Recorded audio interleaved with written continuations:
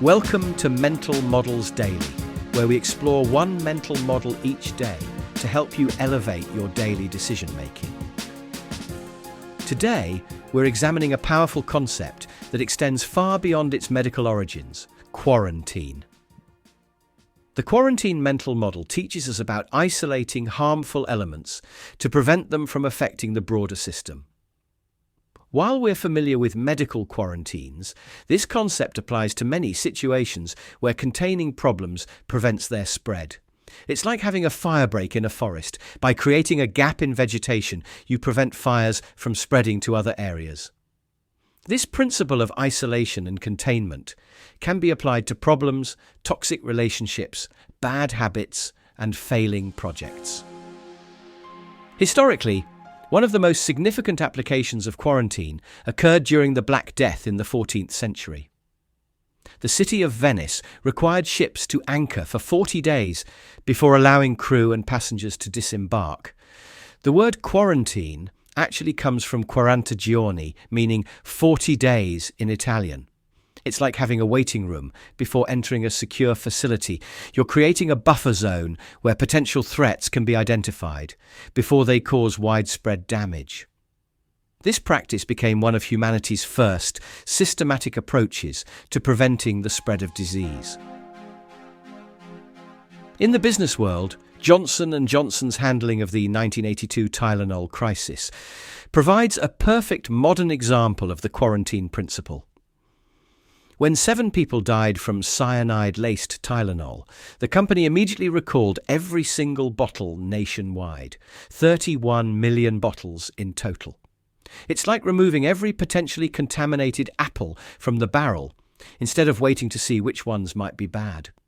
This decisive quarantine action, while extremely costly in the short term, saved the brand's reputation and set the standard for corporate crisis management. So, how can we apply the quarantine mental model in our daily lives? First, learn to identify and isolate toxic influences before they spread.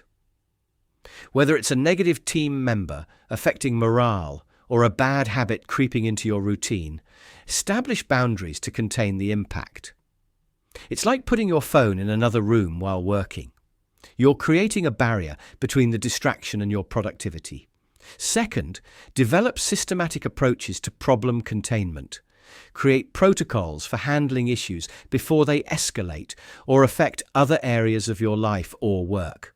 It's like having a dedicated email folder for non-urgent messages. You're quarantining potential distractions until you're ready to deal with them effectively. Third, understand that temporary isolation can lead to long-term health. Sometimes, stepping back from a situation or relationship temporarily gives you the space needed to address issues properly. It's like putting a damaged plant in a separate pot to recover. You're providing a controlled environment for healing without risking other plants. In conclusion, the quarantine mental model reminds us that containing problems is often as important as solving them.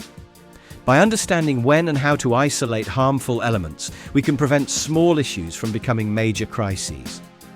In a world where problems can quickly cascade and multiply, knowing how to establish effective quarantines helps us maintain the health of our systems, relationships, and projects.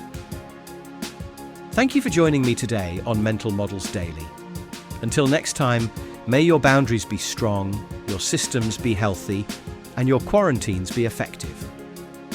For more mental models, please visit mentalmodelsdaily.com or find us on X or Instagram.